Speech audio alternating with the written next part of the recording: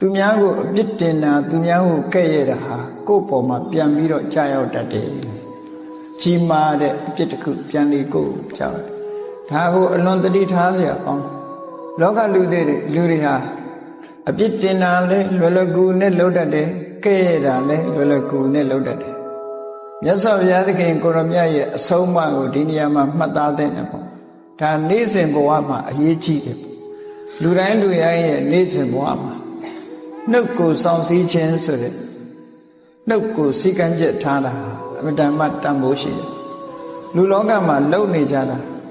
နှုတ်နဲ့ပြောတာရဲ့ကိုယ်ဒီလက်ရောက်လှုပ်တာရဲ့ဒီနှစ်ခုပဲရှိတယ်အဲ့ဒီလိုနှုတ်နဲ့ပြောကိုယ်ဒီလက်ရောက်လှုပ်တာဟာအမှားအယွင်းမရှိအောင်တတိထားပြီးတော့ဆောင်ရွက်ကြရမှာဖြစ်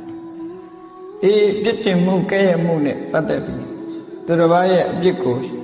ရှုမြင်တဲ့ဟာရှုမြင်တိုင်းကောင်းသလား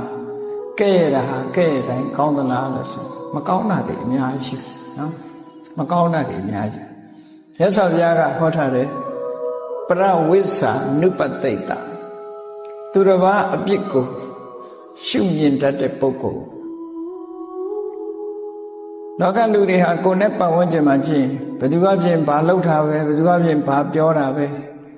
ဆိုပြီးတော့တစ်ဖက်သားကိုပဲဘလိန်းလုပ်ဖို့ပဲစဉ်းစားတယ်များတယ်နော်ကိုယ့်ကိုယ်လည်းအဲ့ဒီအကျင့်စရိုက်ရှိမယ်ဆိုရင်ဒီအကျင့်စရိုက်ကိုပြုပြင်ဖို့လိုအပ်တယ်ပေါ့သူများကိုဘလိန်းမလုပ်ပါနဲ့